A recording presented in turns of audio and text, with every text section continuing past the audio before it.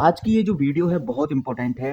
आज है 5 फरवरी 2026 और आज की डेट के हिसाब से हम डिस्कस करने वाले हैं डिक्सन टेक्नोलॉजी को लेकर क्या बड़ी खबर निकल के सामने आ रही है, सीएंट डीएलएम लिमिटेड को लेकर क्या बड़ी खबर निकल के सामने आ रही है, वहीं सिरमा एसजीएस टेक्नोलॉजी को लेकर क्या अपडेट हमें देखने को मिल रही है, इस पर हम डिस्कस करेंगे। हम बात करने वाले हैं काइनस टेक्नोलॉजी इंडिया लिमिटेड की और आज इस वीडियो में हम डिस्कस करेंगे CG power and industrial solution limited की कौन सी वो बड़ी खबर निकल के सामने आ रही है जो हमें ध्यान रखकर चलनी है और अब आगे इन कंपनीज में क्या होने वाला है, इस पर भी आज हम चर्चा करेंगे। देखो, एक बात बिल्कुल तय है कि इन खबरों को देखकर ऐसा आपको जरूर लग रहा होगा जैसे अभी एक खबर आई है यूएस ट्रेड डील को लेकर, बजट में हमें देखने को मिला आईएसएम 2.0 प्रोजेक्ट। इन खबरों के आते हुए आपको ऐसा लग सकता है कि कंपनी का प्रॉफिट कल से ही बढ़ने लगेगा क्योंकि खबरों में इस तरह से ही दिखाया जा रहा है। लेकिन जो रियलिटी है वो यही है कि सेमीकंडक्टर मैन्युफैक्चरिंग एक कैपिटल हैवी और लॉन्ग गेस्टेशन बिजनेस होता है। एक फैब्रिकेशन प्लांट को पूरी तरह से ऑपरेशनल होने में,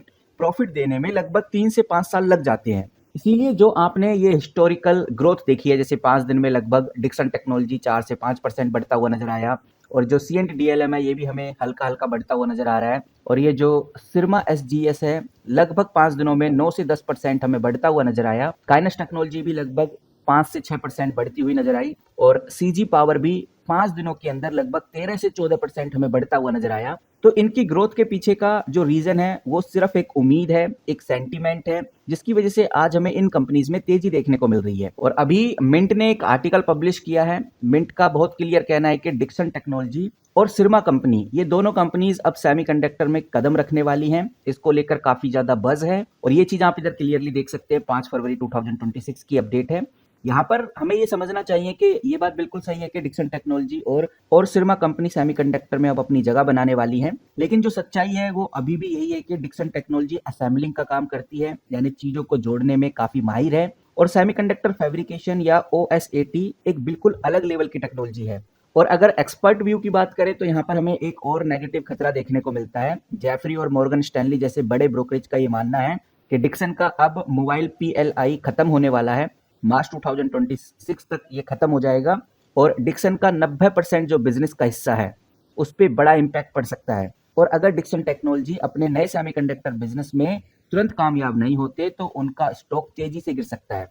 वहीं हमें ये भी नहीं भूलना चाहिए कि डिक्सन का पीई भी काफी हाई हो चुका है। आप इधर पीई देखेंगे तो 48 के आसपास देखने को मिलेगा, जिसकी वजह से ये कंपनी काफी ओवर वैल्यूड भी देखने को नजर आती है। तो कहने का मतलब ये है कि डिक्सन टेक्नोलॉजी में आपको जो हाइप देखने को मिल रही है, जो ओवर हाइप देखने को मिल रही है, इसकी रियलिटी भी समझना जरूरी है। बाकी कुछ आर्टिकल में हमें ये भी देखने को मिल रहा है कि 18% जो टैरिफ है उसकी बात हो चुकी है, जो कि बहुत अच्छी खबर है। लेकिन यहाँ पर जो समझने वाली बात है, जो रियलिटी है वो यही है कि जो लॉजिस्टिक है और जो ट्रेड एक्सपर्ट्स हैं उनका सीधा कहना है रूल ऑफ ओरिजिन और एचएस कोड यानी कि कौन सा प्रोडक्ट किस रेट पर जाएगा, किस रेट पर एक्सपोर्ट होगा, इसकी लिस्ट नहीं आ जाती तब तक कंपनी अपने प्रॉफिट का सही मॉडलिंग नहीं कर सकती। और अभी ये सिर्फ पॉलिटिकल अनाउंसमेंट है, एग्जीक्यूटिवल कॉन्ट्रैक्ट नहीं है। तो ये चीज हमें ध्यान रखकर चलनी है कि अभी सिर्फ एक पॉलिटिकल अनाउंसमेंट हुई है जो कि पॉजिटिव है और मार्केट में इसका असर हमें देखने को भी मिल रहा है, लेकिन एग्जीक्यूटिवल कॉन्ट्रैक्ट अभी नहीं हम इसको कह सकते हैं। वही मल्टीपल आर्टिकल्स में आपको ये भी देखने को मिलेगा कि भाई अब जो इंडिया है वो ताइवान को पीछे कर सकता है, चाइना और ताइवान को भी पीछे कर सकता है सेमीकंडक्टर में, क्योंकि मल्टीपल आर्टिकल्स और न्यूज़ रिपोर्ट्स में हमें दिखाया जाता है कि भारत जल्द ही ताइवान को टक्कर देगा। लेकिन यहाँ पर जो सच्चाई है, जो रियलिटी है, ये समझ लेना जरूरी है। ताइवान और चाइना के पास डेकेड्स का एक्सपीरियंस है और एक सेटल सप्लाई चेन भी है और भारत अभी फाउंडेशन स्टेज पे है, यानी शुरुआती दौर पे है। और अभी हमें इन दोनों कंट्रीज को टक्कर देने में कम से कम 10 से 15 साल लग सकते हैं, क्योंकि हम 10 से 15 साल इन कंट्रीज से पीछे हैं।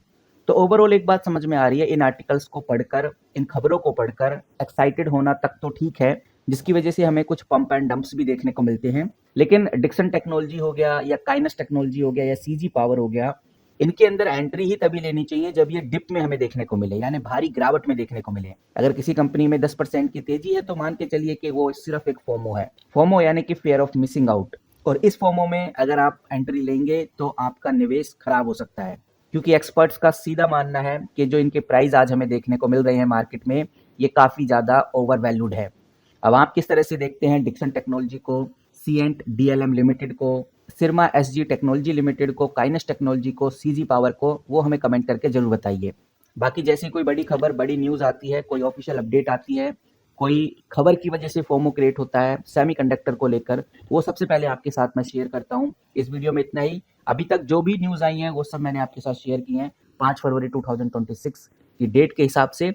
इस वीडियो में इतना ही। मिलते हैं किसी नए वीडियो के साथ, तब तक के लिए take care and good bye.